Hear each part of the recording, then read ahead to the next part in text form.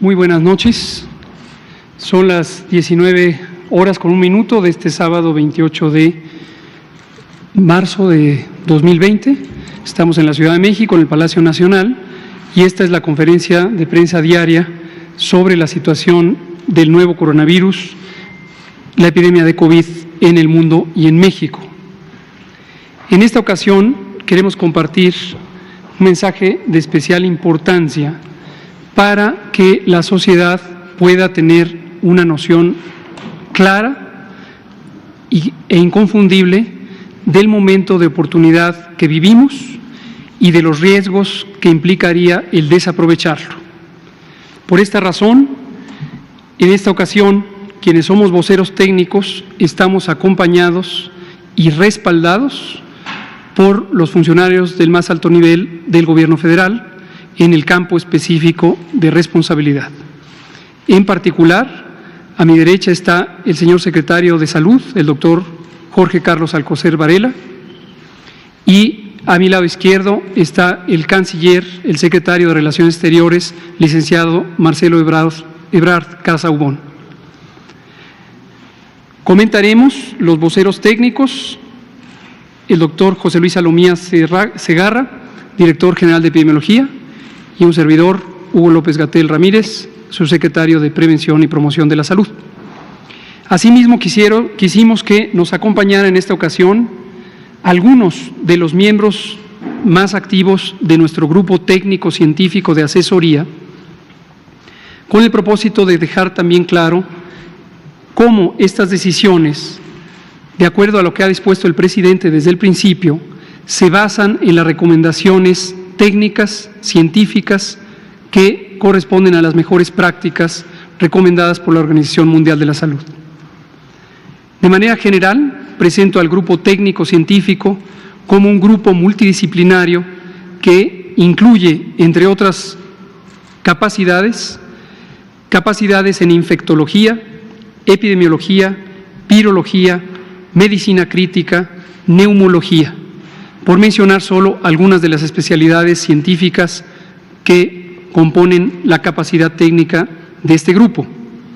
Destaco también que en el grupo participamos 7 integrantes del Sistema Nacional de Investigadores en niveles 2 y 3, y esto suma, por la experiencia de estos funcionarios y especialistas, 350 años de experiencia en el sector salud.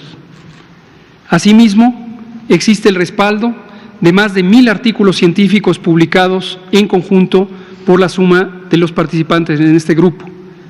Y de manera importante, destaco también la presencia en el grupo de 2 premios nacionales de ciencias, el doctor Mauricio Hernández y nuestro secretario de Salud, el doctor Jorge Alcocer Varela. De manera puntual, queremos hacer y nos dirigimos a la sociedad los siguientes posicionamientos técnicos. Número 1, las medidas de prevención y control que ha establecido el Gobierno de la República han sido diseñadas por un grupo de especialistas. Estas medidas han sido correctas, pertinentes y han sido instauradas de manera oportuna. Todas estas medidas se basan en evidencia científica y corresponden con las mejores prácticas recomendadas por la Organización Mundial de la Salud. Estas medidas se han comunicado reiteradamente y se han sustentado en el marco legal de nuestro país para formularlas a través de acuerdos y decretos del más alto nivel. No obstante, el llamado que hacemos hoy a la sociedad mexicana es a una reflexión en donde quede muy claro que se requiere reforzar el cumplimiento real de estas medidas. Es una responsabilidad de todos y todas y es nuestra obligación cumplirlas cabalmente y en forma enérgica, sincrónica y consistente. Todos y todas debemos cuidarnos a nosotros mismos y cuidar también a nuestros seres queridos. Pero también todas y todos debemos contribuir para que logremos reducir la intensidad de esta epidemia. Por lo tanto, requerimos adoptar todas las medidas instruidas, no solamente aquellas que están encaminadas a la protección personal o de nuestro entorno íntimo. En la medida en que logremos las medidas masivas de inmovilización, de reducción de la actividad laboral, escolar y la concentración de personas en el espacio público en forma masiva, tendremos un beneficio para todas y todos. Y el beneficio necesario, imprescindible, impostergable, es reducir la velocidad de transmisión de este virus. Reitero, esto es impostergable. Es nuestra última oportunidad de hacerlo y hacerlo ya. Y esto requiere que de manera masiva nos restringamos y nos quedemos en casa. Por eso decimos directamente a la sociedad, a todos y cada uno de los miembros de esta República, quédate en casa, quédate en casa, quédate en casa, porque si lo haces tú y lo hacemos todos, es la única manera de reducir la transmisión de este virus. Quiero mostrarles la gráfica de los datos actuales del comportamiento epidémico de esta enfermedad COVID-19. Lo que podemos ver en la gráfica, y me voy a permitir ponerme de pie como hago en otras ocasiones, se compara con la situación que han vivido otros países y situación que no queremos vivir, ni el gobierno ni la sociedad. Nadie quiere vivir esa situación, porque esa situación, llegado el punto, es incontenible. Es incontenible.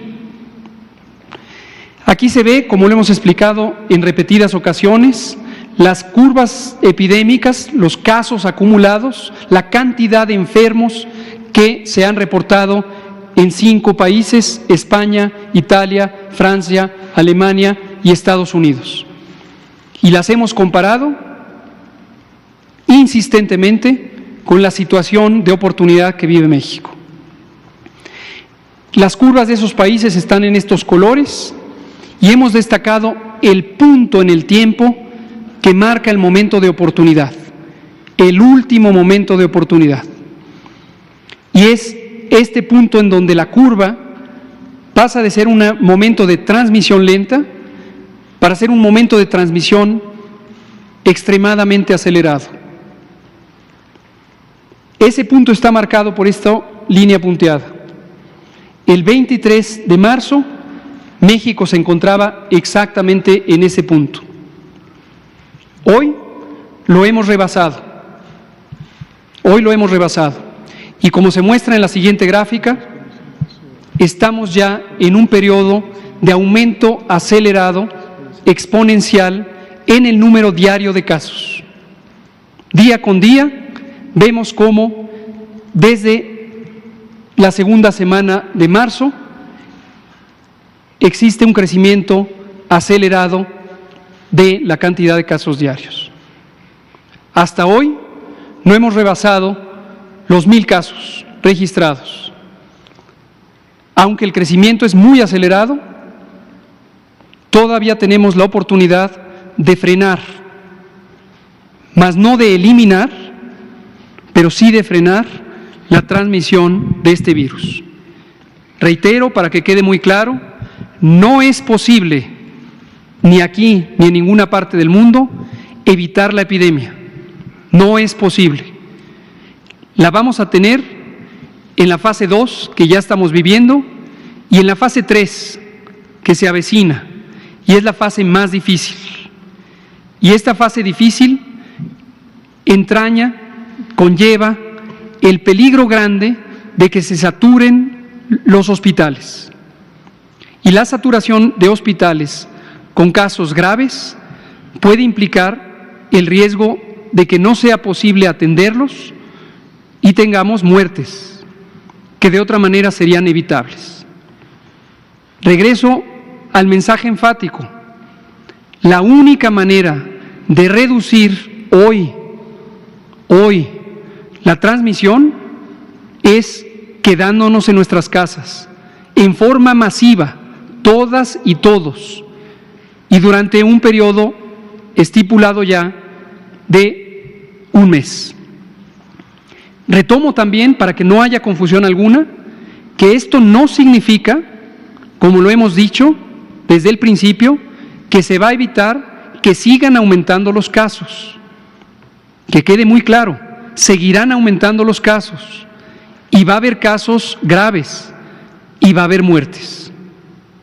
Lo que se puede lograr es que se retarde la velocidad de contagios y que entonces, cuando lleguemos a la fase de máxima transmisión, que aún no ha llegado, pero inescapablemente llegará, los hospitales tengan suficientes camas para poder atender a los casos. Que quede claro la importancia de quedarnos en casa, la responsabilidad de todas y todos, en el gobierno, en el sector privado, en el sector social. Todas y todos, al mismo tiempo. Para que el potencial de estas medidas entonces se alcance plenamente, debemos reforzar su adopción de los sectores público, social y privado. El gobierno ya está haciendo su parte al suspender todas las actividades, reservando exclusivamente aquellas que son indispensables para que pueda existir la vida en sociedad. El abastecimiento de alimentos, el abastecimiento de agua, la energía, producción y comercialización de energía, el servicio de limpia, actividades realmente indispensables. Nadie debe confundirse sobrevalorando la importancia de su actividad o sintiendo que se desprecia lo que hace. Lo importante es quedarnos en casa. Lo importante es reducir los contagios. Por ello también es particularmente necesario que el sector privado y el sector social se sumen con mayor fuerza, claridad y determinación a este esfuerzo. Para lograrlo, es necesario reforzar el mensaje a la nación de manera inmediata, clara y contundente. Y este mensaje estará acompañado próximamente de las indicaciones precisas de lo que corresponde a cada quien y de los elementos necesarios para garantizar su cumplimiento. Le voy a pedir al doctor Alomía si nos puede compartir ahora la información técnica sobre el estado que guarda esta epidemia en el mundo y en México. Gracias. Con su permiso, señor secretario, señor subsecretario. Como pueden ver ustedes en las láminas que acostumbramos todos los días en esta conferencia actualizar, la pandemia a nivel mundial continúa su evolución. El 75% de los casos, 3/4 partes de ellos, se han presentado en los últimos 14 días, lo que marca la evolución y la mantención de la transmisión en los diferentes países, sumando ya una totalidad de más de 571,000 casos. La tasa de letalidad mundial, global, se encuentra estable en relación a los últimos días, 4.6%, que es lo que ha venido prácticamente sucediendo. En la siguiente diapositiva podemos ver nuestro panorama nacional en función de la distribución de los casos confirmados en el país. Es importante igual comentarles que este mapa que ustedes ven en la diapositiva lo pueden ustedes ahora encontrar en la página de la Dirección General de Epidemiología, con la ventaja de que en la página se encuentra de manera interactiva, es decir, cada vez que ustedes den un clic sobre alguno de los estados que ahí aparece, podrán encontrar la información en relación a los casos confirmados específicos para ese estado, casos sospechosos, en su momento pendientes de resultado y muy importante, aquellos casos que han sido también descartados. Son 848 casos los que tenemos el día de hoy en la actualización.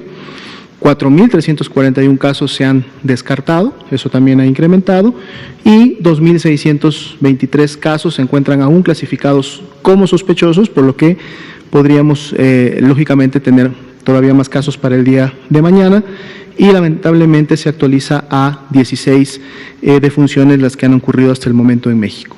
Si vemos nuestra gráfica de distribución de los casos confirmados, tenemos ya ahora un nuevo balance entre hombres y mujeres, aunque los hombres todavía siguen siendo un poco más la proporción en los que se ha presentado.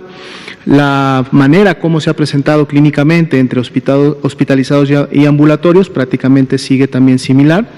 12% tuvieron que ingresar a una unidad de segundo nivel, y en la gráfica inferior izquierda podemos ver de ese 12%, que representan 85 personas que fueron ingresadas a un segundo nivel, felizmente el 67% de ellas están en condición estable o estuvieron en condición estable.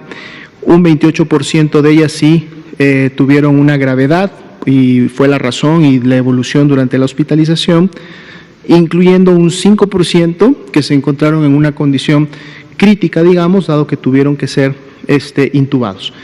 Vemos que las proporciones de atención por institución se mantienen similar, se han mantenido prácticamente de esa manera durante la última semana, y pueden ver también la distribución en la gráfica de la derecha, la que está en barras, cuál ha sido el grupo de edad que ha estado siendo afectado. Vemos cómo el grupo de jóvenes en edad productiva, adultos jóvenes en edad productiva, son los que hasta el momento tienen, digamos, la mayor carga de enfermedad en relación a casos confirmados, repuntando en su momento en los mayores de 65 años, en donde también vemos cómo hay ese incremento. En el siguiente mapa podemos ver ahora cómo se distribuye, cuáles son las características de las 16 defunciones. Aquí sí vemos una mayor predominancia por los hombres, con un 87%. Vemos cómo la obesidad y la hipertensión siguen siendo las principales comorbilidades y por lo tanto factores de riesgo que han afectado a las personas, seguidas solo por una pequeña fracción por la diabetes, que prácticamente son las tres principales. El tabaquismo y la insuficiencia renal crónica también se han presentado, como ya lo veíamos anteriormente. Tenemos la distribución por estados, ustedes la pueden apreciar y consultar, y también pueden notar que en la distribución por edad, si bien es cierto ha habido defunciones también en adultos jóvenes, la gran mayoría, de hecho casi el 70% de ellas se ha presentado precisamente en adultos mayores, que sabemos que son el grupo principalmente el riesgo de complicarse y fallecer en esta enfermedad. La siguiente gráfica nos vuelve a actualizar la cantidad de casos que en su momento ya no tienen un nexo epidemiológico a la importación, es decir, que se consideran ya como transmisión en la comunidad, y vemos cómo esta cantidad de casos día con día sigue incrementándose, y así lo vamos a ver en la medida que nos vayamos adelantando o avanzando en este escenario 2 y transitando hacia un escenario 3, en donde sabemos, y lo habíamos dicho desde un inicio, en relación a los escenarios, los brotes comunitarios, es decir, la transmisión en la comunidad, es la que empieza a tomar ya la relevancia en relación a los casos importados que dejan de serlo, y entonces en fase 3 empieza en su momento la elevación de la transmisión. Ese es el panorama por eso. Muchas gracias, doctora Lomía. Antes de pasar a la sección de preguntas y respuestas, me vuelvo a parar. Quisiera despedir a nuestro grupo técnico presentándolos en lo individual y pidiéndoles, si son tan amables, de pasar a continuar las labores, dado que esto no para y está reunido todo el grupo del Comando Operativo. Está la doctora Ana de la Garza, a quien ya conocen, es directora de investigación operativa epidemiológica. El doctor Cristian Zaragoza, epidemiólogo también, la doctora además es doctora en salud pública. El doctor Cristian Zaragoza, quien es especialista médico, especialista en epidemiología, director de información epidemiológica. El doctor Rui López Ridaura, director general del Centro Nacional de Programas Preventivos y Control de Enfermedades, quien es doctor en epidemiología, investigador nacional del Sistema Nacional de Investigadores nivel 2. Recuerden el teniente Víctor Gómez Bocanegra, quien es jefe de epidemiología de la Secretaría de Marina. La doctora Concepción Grajales Muñiz, quien es la coordinadora de vigilancia epidemiológica del Instituto Mexicano de Seguro Social, también médica especialista en epidemiología. El doctor Víctor Hugo Jaburto, quien es investigador nacional nivel 3, es epidemiólogo, doctor en epidemiología y es el director de prestaciones médicas del Instituto Mexicano del Seguro Social. El doctor Mauricio Hernández Ávila, quien es investigador nacional nivel 3, doctor en epidemiología y director de prestaciones económicas y sociales del Instituto Mexicano del Seguro Social. Atrás, la doctora Aletze de la Torre Rosas, quien es directora general del Centro Nacional para la Prevención y Control del VIH-Sida, es médica internista, médica especialista en infectología y además maestra en salud pública y epidemiología. El doctor Ricardo Cortés Alcalá, quien es director general de promoción de la salud y además es médico especialista en epidemiología. La doctora Celia Puche Aranda, quien es directora del Centro de Investigación sobre Enfermedades Infecciosas del Instituto Nacional de Salud Pública, es también investigadora nacional nivel 2 y expresidenta de la Asociación Mexicana de Infectología y Microbiología Clínica. Y la doctora Espitia, quien es médica especialista en neumología del Instituto de Seguridad y Servicios Sociales para los Trabajadores del Estado y además es doctora en Políticas Públicas de Salud. Este es parte de nuestro grupo técnico, trajimos a algunos de ellos que son muy representativos de los liderazgos del grupo científico y técnico. Allá en el comando operativo están reunidos muchos más y les pido respetuosamente si pueden retirarse para continuar con las labores mientras termina la conferencia de prensa. Muchas gracias.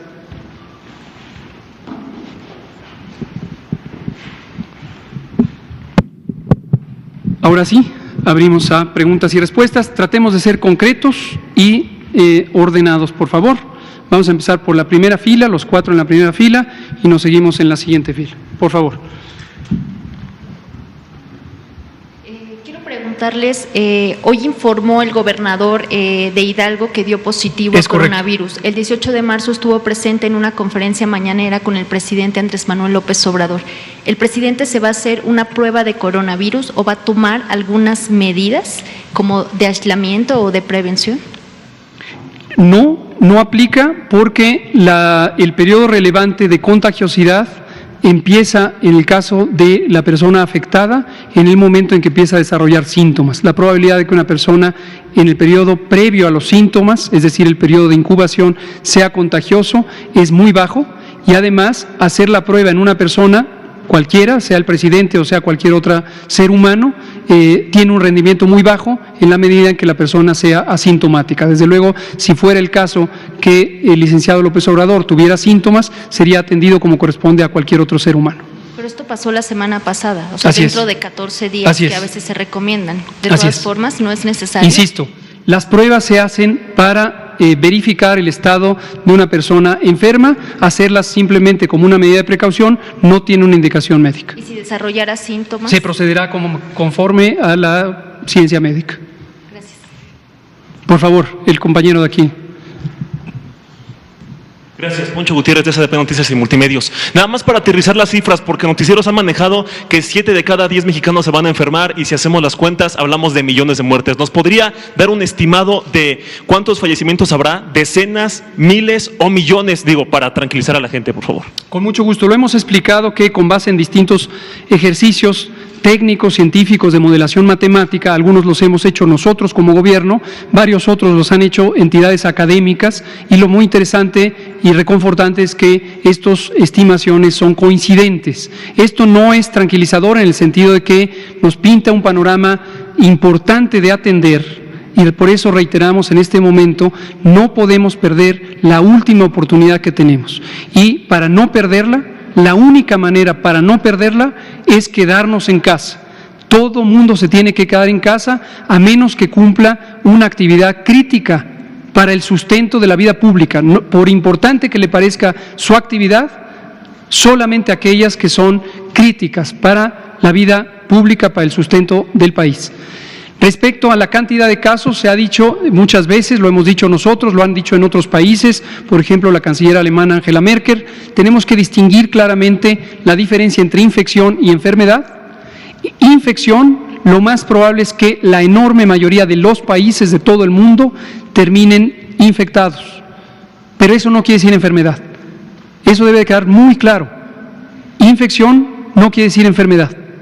Entonces, la proporción de personas en todos los países que finalmente puede llegar a estar infectada es cercana al 70 u 80%. Pero en cifras aterrizadas. Esto quiere decir que la mayoría de las mexicanas y los mexicanos vamos en algún momento a lo largo de esta epidemia, y esta epidemia puede ser larga, como lo hemos dicho, larga, podemos llegar a estar infectados.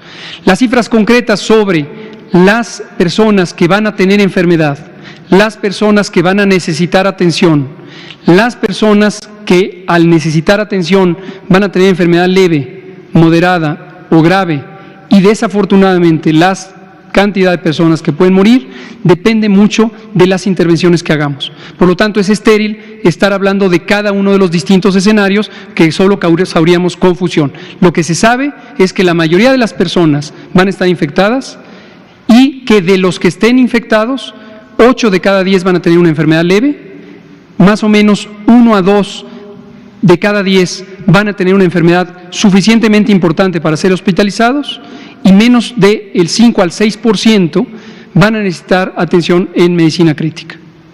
Por favor. Doctor, gracias. Subsecretario, 2 preguntas concretas. Ha habido publicaciones respecto a las modificaciones de las cifras de fallecimientos por neumonía en México. Se ha dicho que habrían aumentado el número de casos en años anteriores para que la gente que desafortunadamente muere por COVID se cuente como neumonía y de esta forma pues se altere el promedio comparativo. ¿Es así o no es así? Necesitamos, digamos, claridad en estos momentos, sobre todo ante el anuncio que nos hace. ¿Cuáles serían entonces, si no es así, estas cifras de 2018, 2019 y 2020 para tener muy claro cuántos mueren por neumonía y cuántos por COVID?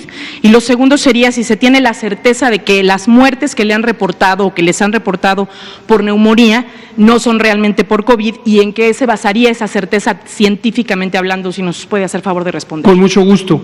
Gracias por la pregunta, gracias, porque es muy importante para disipar campañas de desinformación deliberadas que han existido, específicamente la que ocurrió en las últimas 24 horas, en donde se empezó a inflar sin ninguna base de evidencia, la falsa idea, aquí le estoy respondiendo, la falsa idea de que el gobierno intenta modificar las cifras de neumonía o de cualquier otro padecimiento para ocultar la importancia de COVID. La falsa idea. Estas gráficas, me paro nuevamente, se llaman canal endémico.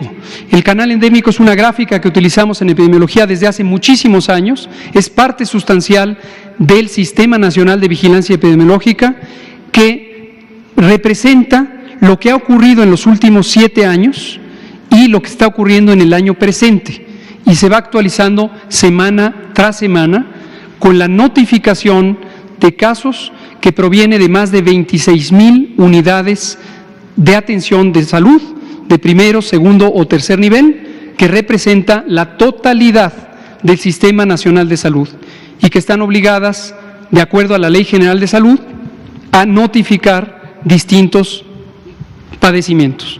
En este caso, neumonías y bronconeumonías. Lo que se ve en la gráfica, para que todos lo tengamos claro, en la progresión de las semanas de todo un año, desde la semana 1 hasta la semana 52, el número de casos registrados de neumonías y bronconeumonías.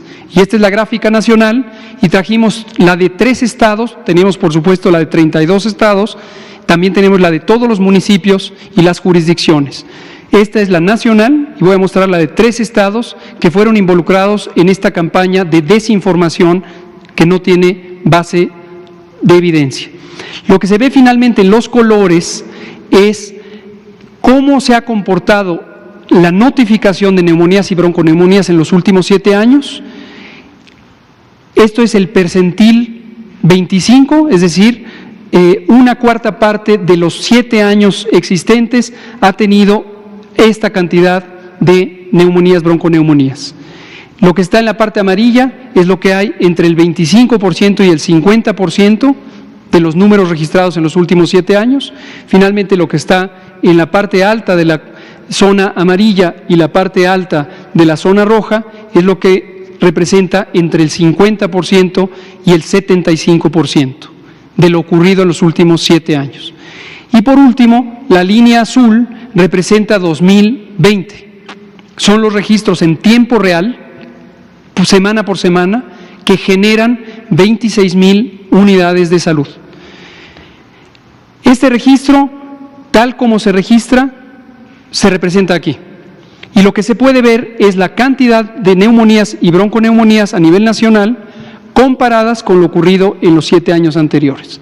Y podemos ver que se encuentra dentro de lo esperado, de hecho, por debajo de la cantidad esperada en 25% de los números, desde el inicio del año y hasta el momento actual.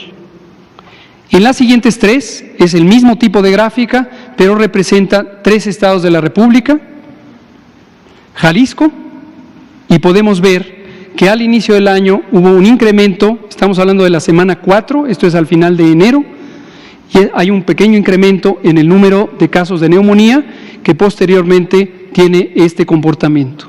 En la siguiente es el caso de Nuevo León, donde tenemos este mismo comportamiento, alrededor del 25 al 50% de lo que ha ocurrido en los últimos años.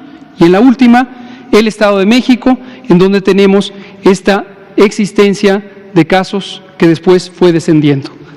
Cierro diciendo, lo que ocurrió al inicio del año todavía representa el comportamiento de la temporada de influenza. La influenza ocurre todos los años entre octubre y marzo. Y entre octubre y marzo, la influenza es una de las enfermedades, posiblemente la principal causante de neumonías, bronconeumonías, tanto en casos como en defunciones. Discúlpeme nada más la insistencia. Entonces, ¿tienen la certeza de lo que les reportan como neumonía es fallecimiento por neumonía y lo que es COVID o fallecimiento por COVID es así? COVID es una enfermedad que tiene 3 presentaciones. Leve, que no tiene neumonía, moderada, que pudiera tener neumonía o ser una inflamación del árbol bronquial, y grave, donde clásicamente hay daño pulmonar agudo y neumonía. Son, por decirlo de otra manera, COVID es parte del mundo de las neumonías y por eso monitoreamos también esto, porque esto puede ser una señal indirecta de la existencia anormal de COVID. A lo largo del año y a lo largo de las semanas vamos a estar compartiendo estas curvas, ya que hoy se las presentamos, porque son uno de los 7 componentes de la vigilancia integrada de la epidemia de COVID. Entonces, la respuesta es clara, sí, efectivamente, las señales del Sistema Nacional de Vigilancia Epidemiológica consistentemente muestran que la idea de que hay un exceso de neumonías atípicas es falsa y de que no corresponde con el comportamiento de COVID. Y nada más, discúlpeme el atrevimiento y el aprovechar, pero para que me quede claro y poder transmitirlo así, es que la neumonía a lo mejor podría ser una complicación de alguien que padece COVID. Así lo he dicho, la neumonía es una de las manifestaciones clínicas que ocurrirá en el 5% aproximadamente, o en promedio, 5% de las personas que tengan COVID. ¿Y en la tabla de fallecimientos aparecería como muerte por neumonía o muerte por COVID? Aparecería como muerte por COVID, por supuesto. Gracias, muy amable. De este lado, doctor Gatell, canciller, buenas noches también a la mesa. Carlos Guzmán de Aba Noticias, 3 preguntas muy rápidas. La primera, si nos puede decir si este llamado que hace a quedarse en casa por un mes va a implicar el mover la fecha de regreso posible de los niños a la escuela que estaba planteada para el 20 de abril. La segunda, que nos hable un poquito de la cuestión, números de cómo va el reclutamiento de médicos, especialistas, enfermeras, y si en dado caso de que no se cumpla el número de especialistas, se puede abrir a enfermeras generales, a otro tipo de especialistas para poder cubrir y capacitarlas antes de que comience todo esto. Y para el canciller Marcelo Ebrard, si nos puede hablar un poquito de cómo va la cuestión de repatriados, especialmente del caso de una peruana que está, bueno, una mexicana que está en Perú, y también de los argentinos. Gracias. Muchas gracias, sus preguntas también son muy valiosas. Sobre el reclutamiento de personal médico, continúa, forma parte de la convocatoria inicial que ya estaba abierta para reclutar personal médico para el bienestar, En este caso la hemos enfocado mayormente a las especialidades médicas relevantes para la atención de COVID. Hasta el momento tenemos un progreso importante donde ha habido cerca de 2.500 presentaciones, es decir, personas especialistas en los campos relevantes que se han sumado a la convocatoria. No todos pueden ser incorporados debido a que los perfiles profesionales pudieran no ser los adecuados, y estaremos anunciando conforme ya se vayan concretando este reclutamiento. En el caso de la movilidad de la fecha posible. Muchas gracias también por eso. En fecha muy próxima, regreso a un asunto que ya conocen, pero para que todos lo tengan presente. El Consejo de Salubridad General, desde el 19 de marzo, se declaró en sesión permanente. Esto lo que nos permite es tener una agilidad inmediata para la convocatoria del Consejo y que el Consejo pueda ir revisando las decisiones mayores sobre las intervenciones de salud pública. En este momento, y para que lo recuerde la población, la medida masiva de distanciamiento social, que se puede resumir con quédate en casa, es del 23 de marzo y hasta el 19 de abril. Sin embargo, como muy atinadamente usted señala, la medida puede estar sujeta a revisión para su ampliación, pero de momento no se ha tomado esa decisión. De momento está sujeta a una deliberación muy próxima del Consejo de Salubridad General. Si así se decidiera, lo anunciaremos oportunamente.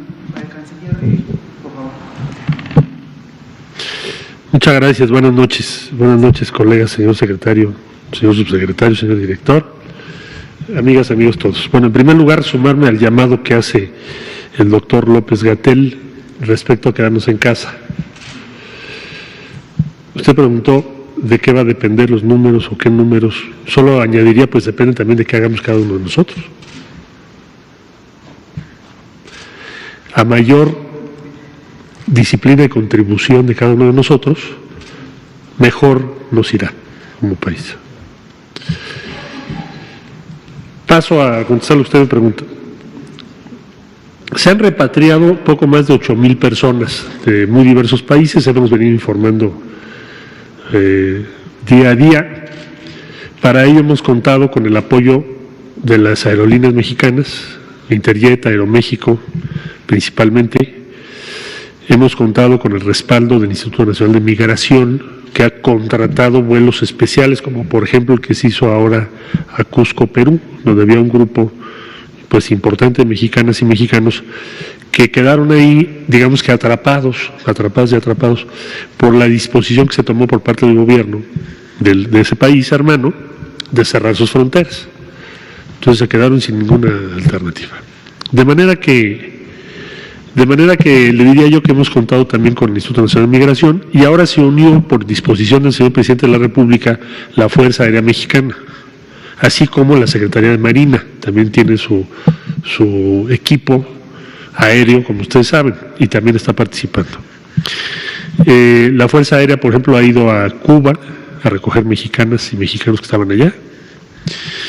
Se hizo otra operación conjunta para el caso de las y los mexicanos en Argentina, y ahora va a haber un vuelo muy especial que ordenó el Presidente de la República, que tiene que ver con la señora Ethel Trujillo, que es la que usted menciona, originaria de Yucatán, que formó parte del grupo de turistas al que me refiero, que estaban en Cusco, Perú. Hay que tomar en cuenta que el turismo entre México y Perú ha crecido muchísimo. Son cientos de miles de turistas de ambos países que cada año están visitando por los atractivos arqueológicos y culturales. Bueno, el caso es que este grupo que estaba de turistas en Cusco, pudimos evacuar a todas y a todos, salvo a la señora por una razón, porque su marido falleció desgraciadamente con el virus que ahora nos ha provocado una pandemia, y ella no podía abandonar Cusco porque su marido falleció allá, enfermo de coronavirus. Resulta que la señora resultó positiva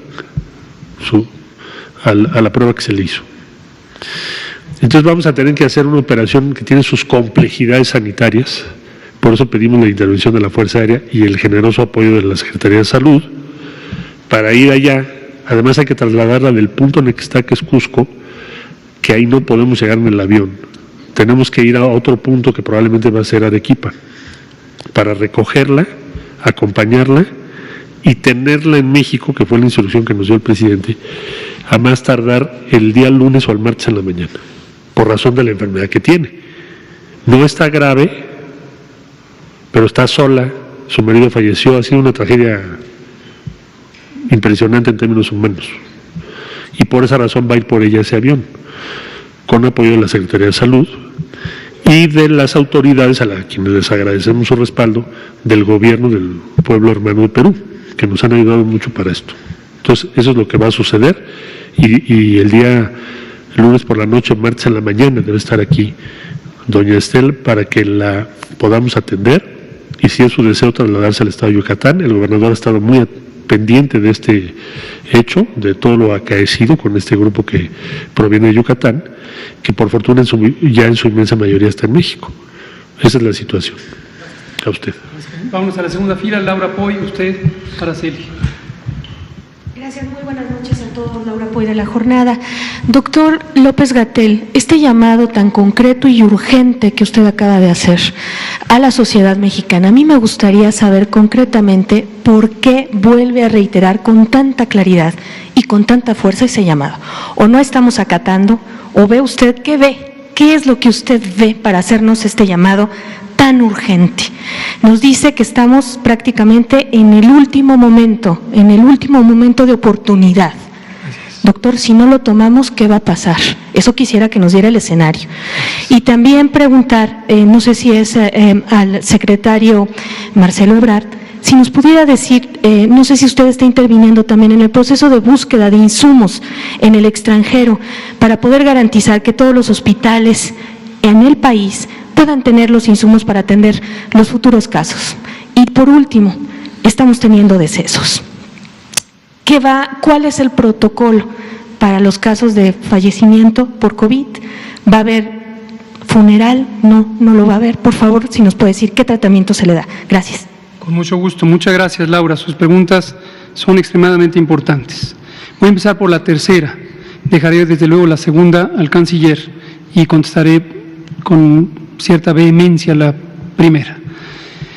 En la tercera, sobre los fallecimientos y en general sobre las medidas de bioseguridad. Bioseguridad es aquellas prácticas, acciones, protocolos, cuidados que deben guardar las personas que están en contacto con los casos, con el material biológico de los casos, las secreciones y desde luego en los casos más extremos de esta enfermedad con los cadáveres.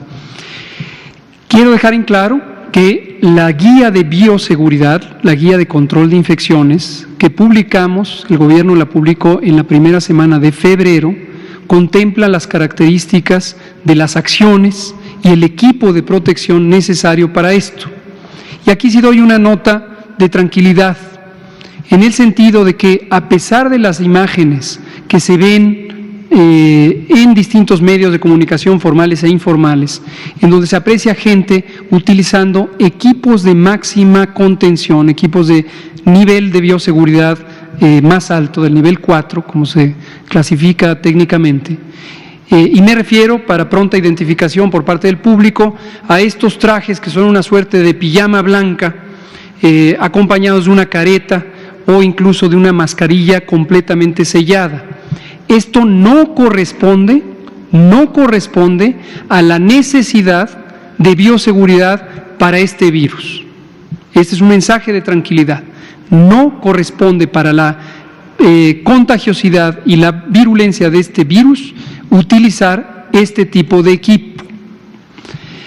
Lo que sí corresponde es lo siguiente: el personal de salud directamente en contacto con las personas infectadas o sospechosas de estar infectadas, es decir, no hace falta la confirmación para tener esta precaución, corresponde el uso de mascarillas N95, que son unas mascarillas blancas generalmente de la forma de una concha, que cubren completamente nariz y boca y sellan la vía respiratoria y la boca, acompañadas de gogles, de un material obviamente que permita la visualización, pero que sella completamente el espacio de los ojos.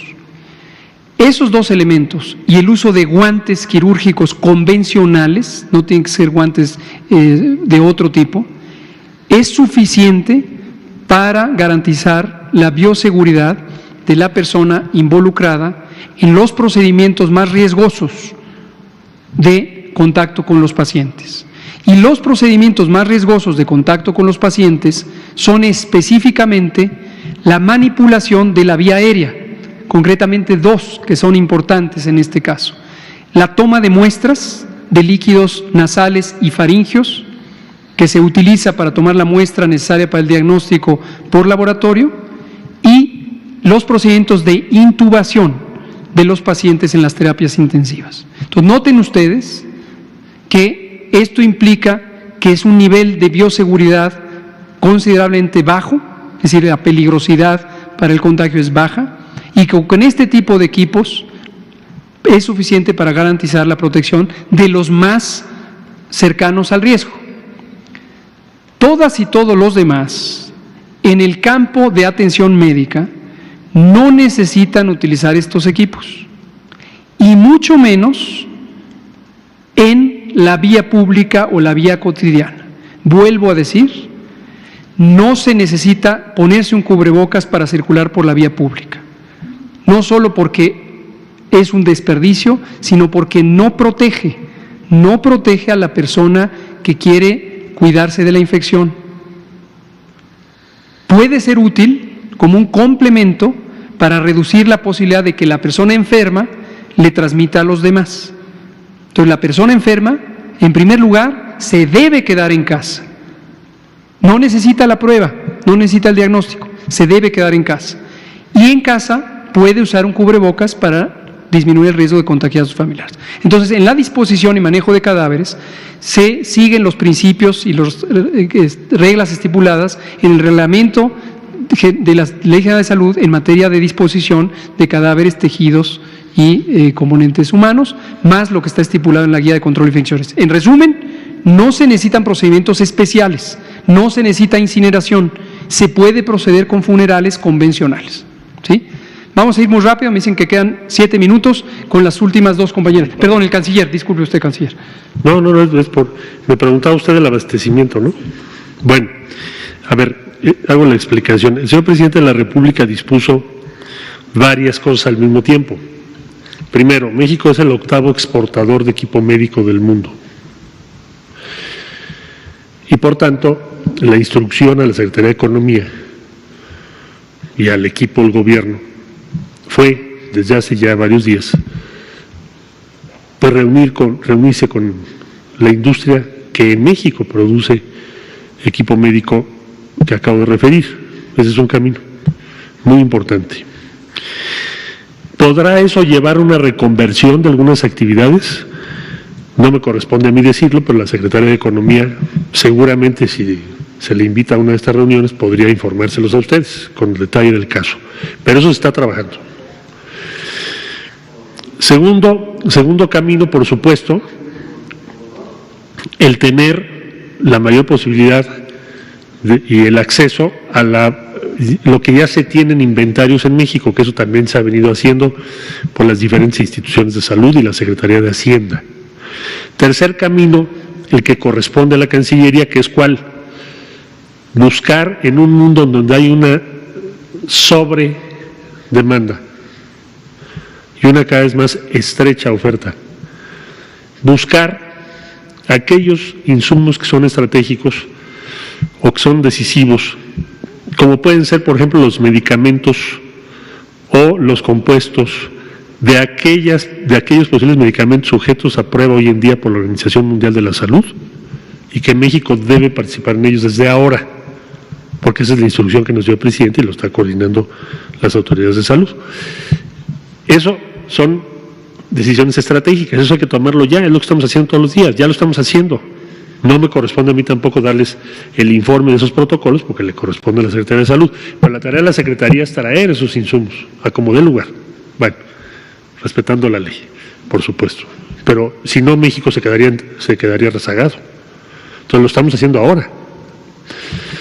Por supuesto, también es nuestra obligación, acabamos de tener una llamada, como saben, con el grupo G20, los líderes de Estado, y el presidente de la República propuso que la Organización de las Naciones Unidas garantice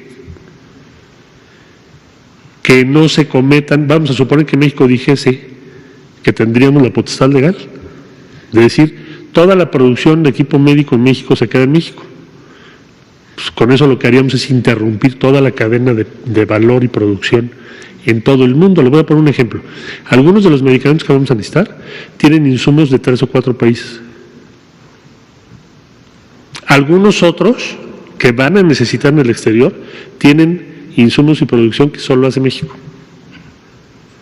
Entonces, lo que está planteando el presidente de la República al mundo, y lo hizo ahora en el G20, lo vamos a hacer en la Organización de Naciones Unidas esta semana, es que la Organización de las Naciones Unidas tome las medidas necesarias para impedir que empiece una guerra entre los países a ver quién se queda con más equipamiento y medicamentos, porque lo que vamos a provocar, si permiten eso, es un colapso de la producción mundial.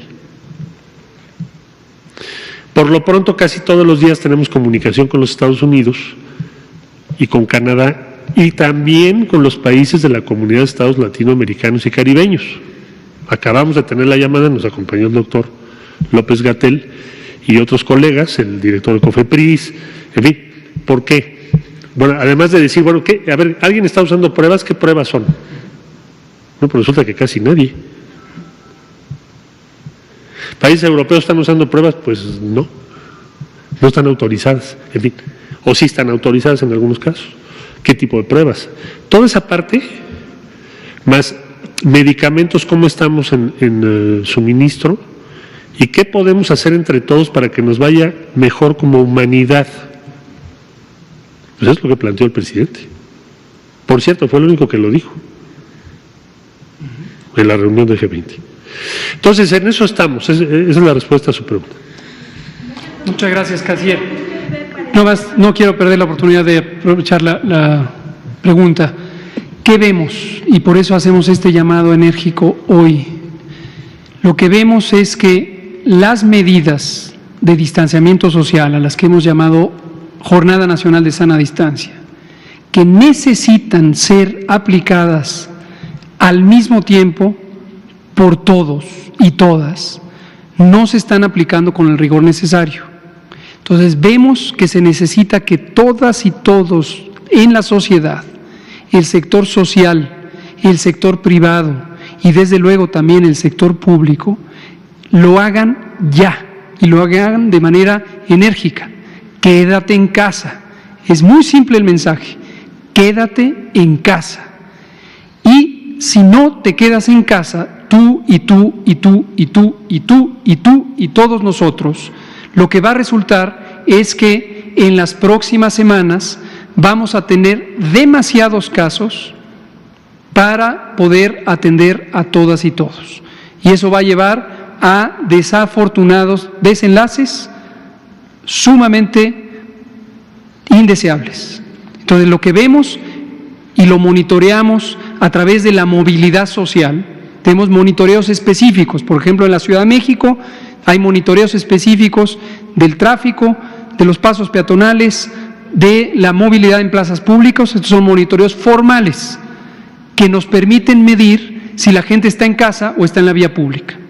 Y vemos que no, vemos que solo hubo una reducción aproximadamente menor al 30%, a pesar de que hay una disposición gubernamental del gobierno federal que aplica a todas y todos, al sector público, al privado y al social, y que hay una segunda serie de disposiciones que corresponden al gobierno de la Ciudad de México. Y a pesar de ello, vemos todavía demasiada movilidad.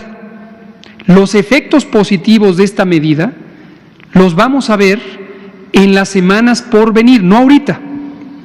Es para prevenir lo que va a ocurrir en las siguientes pocas semanas. Pero hay que ejercerlo ahorita.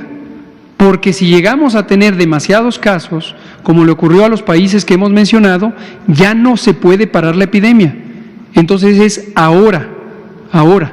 Cabe una pregunta más por el tiempo y va a tener que ser usted, y si da tiempo, Araceli, por favor. Gracias, buenas noches, Fanny Miranda de Milenio. Ante esta respuesta de la ciudadanía, como ya nos comenta, todavía la gente está en la calle, se está pensando en implementar medidas más severas para que realmente se mantengan en su casa.